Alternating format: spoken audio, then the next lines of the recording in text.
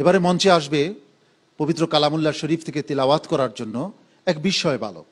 দুটি পাতা একটি কুড়ির দেশ, হজরত শাহজালাল রহমতুল্লাহি আলাইহির পদস্পর্শ ধন্য সিলেট থেকে আগত ছোট্ট বন্ধু হাফেজ কলিম সিদ্দিকী এবারে আসছে মঞ্চে আসছে হাফেজ কলিম সিদ্দিকী। এসো শান্তির মোহনা, এসো কোরআনে। আসসালামু আলাইকুম ওয়া রাহমাতুল্লাহি ওয়া বারাকাতুহু।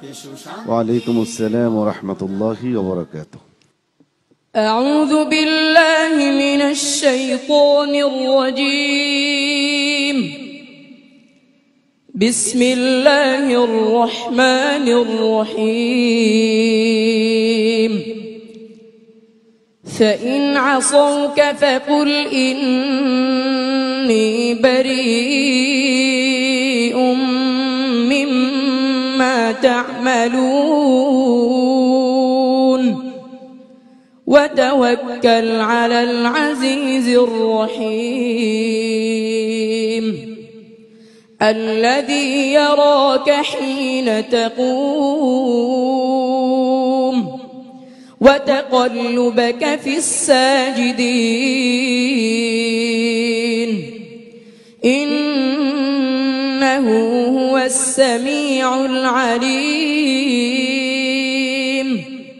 هل أنبئكم على من تنزل الشياطين؟ تنزل على كل أفاك أثيم يلقون السمع وأكثرهم كاذبون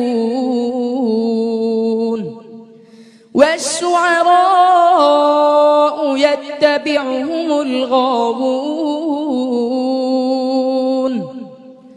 ألم تر أنهم في كل واد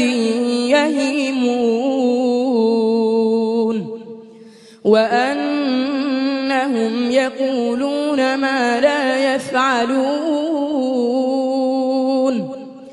إلا الذين آمنوا وعملوا الصالحات وذكروا الله كثيرا وانتصروا من بعد ما ظلموا وسيعلم الذين ظلموا أي منقلب ينقلبون. بسم الله الرحمن الرحيم. طاسين تلك آيات القرآن وكتاب مبين هدى وبشرى للمؤمنين الذين يقيمون الصلاة ويؤتون الزكاة وهم بالآخرة هم يوقنون. إن الذين لا يؤمنون بالآخرة زينا لهم أعمالهم فهم يعمهون أولئك الذين لهم سوء العذاب وهم في الآخرة هم الأخسرون. صدق الله العظيم. صدق الله العظيم.